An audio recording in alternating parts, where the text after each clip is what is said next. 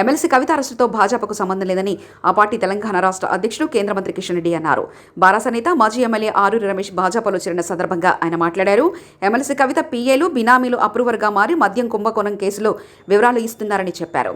దేశ రాజధాని న్యూఢిల్లీలో నిర్వహించిన ప్రపంచ వినియోగదారుల హక్కుల దినోత్సవ సందర్భంగా హాజరయ్యారు. ఉమ్మడి పశ్చిమ గోదావరి జిల్లాల కమిషన్ చైర్మన్ లింగంపల్లి, ఎన్ఎస్వీఎస్ మణికంఠ జిల్లాలో నిర్వహిస్తున్న వినియోగదారుల హక్కుల అవగాహన కార్యక్రమాలను అభినందిస్తూ తెలంగాణ రాష్ట్ర ప్రభుత్వ ఢిల్లీ ప్రత్యేక ప్రతినిధి డాక్టర్ మల్లు రవి మరియు జాతీయ వినియోగదారుల హక్కుల నేషనల్ చైర్మన్ డాక్టర్ ఎంవీవెల్ నాగేశ్వరరావు ప్రత్యేక గౌరవ సేవా శిష్టత అవార్డును అందజేశారు.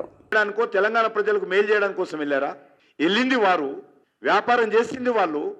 తీగ లాగితే డొంక కదిలినట్టు ఢిల్లీలో ఆపు ప్రభుత్వం చేసినటువంటి అక్రమ లిక్కర్ వ్యాపారం పైన అక్కడ ఉన్నటువంటి ప్రభుత్వం దర్యాప్తు చేస్తే సిబిఐ అనుకోకుండా కవిత గారి పేరు వచ్చింది.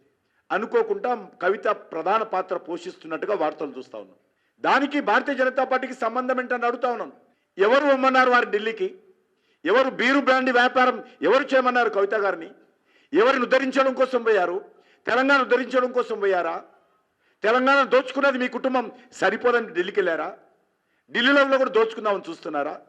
ఢిల్లీకి వెళ్ళి కేజ్రీవాల్తో కుమ్ముక్కై మధ్యదళాలను పెట్టుకొని బినామీ పేర్లతో వ్యాపారం చేస్తున్నట్టుగా ఈరోజు వీడియోలో చూస్తూ ఉన్నాం, టీవీలలో చూస్తూ ఉన్నాం. అక్రమాలకు పాల్పడింది మీరు, ఆపు ప్రభుత్వంతో కుమ్ముక్కైంది మీరు, బినామీ పేర్లతో వ్యాపారం చేసింది మీరు, సెల్ ఫోన్లను ధ్వంసం చేసింది మీరు, సాక్ష్యాలను దెబ్బతీసే ప్రయత్నం చేశారు మీరు, మనీ లాండరింగ్ పాల్పడ్డది మీరు. విమర్శలు భారతీయ జనతా పార్టీ పైన. మీ నాన్న తర్వాతనో లేకపోతే మీ అన్న తర్వాతనో నువ్వు ముఖ్యమంత్రి అయినావు అనుకో, ఏం చేస్తావంటే నేను మద్యాన్ని నిషేధిస్తా అని చెప్పారు కవిత గారు.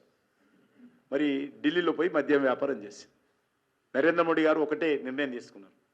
అది ఏ కుటుంబమైనా సరే, ఏ రాష్ట్రమైనా సరే, కేంద్ర ప్రభుత్వ పరిధిలో మాకున్నటువంటి అధికారాల మేరకు అవినీతి జరిగితే అది భారతీయ జనతా పార్టీ కార్యకర్త కానీ మరో పార్టీ కార్యకర్త కానీ, అది ముఖ్యమంత్రి కానీ ముఖ్యమంత్రి కుటుంబ సభ్యులు కానీ పార్లమెంట్ సభ్యులు కానీ వ్యాపారస్తులు కానీ ఎవరైనా వదిలే సమస్య లేదు. ఖచ్చితంగా దేశంలో అవినీతి పరులకు శిక్ష పడే విధంగా మా ప్రభుత్వము చట్టబద్ధంగా న్యాయబద్ధంగా మరి వ్యవహరిస్తుందనే విషయాన్ని ప్రధానమంత్రి గారు పదే పదే చెప్పిన విషయాన్ని నేను స్మరిస్తున్నాను. కాబట్టి దీనిపైన నేను తెలంగాణ ప్రజలకు స్పష్టంగా మనవి చేయదలుచుకున్నాను. ఇది పార్టీకి సంబంధం లేదు, ఇది ప్రభుత్వానికి సంబంధం లేదు. ఇది ఒక్కటి అవినీతి కుంభకోణాల మీద జరుగుతున్నటువంటి దర్యాప్తులో భాగంగా కవిత గారిని కూడా ఈరోజు మరి ఇన్వెస్టిగేషన్ విచారణ నిమిత్తం వస్తే సహకరించకుండా అనేక రోజులుగా ఇబ్బంది పెట్టి చివరికి ఈరోజు అరెస్ట్ కావడం జరిగింది. కాబట్టి తెలంగాణ ప్రజానీకమా, భారతీయ జనతా పార్టీకి ఈ కేసులో ఎక్కడ కూడా ఏ రకమైనటువంటి వ్యక్తిగతమైనటువంటి కక్ష సాధింపు అనేటువంటిది లేదు.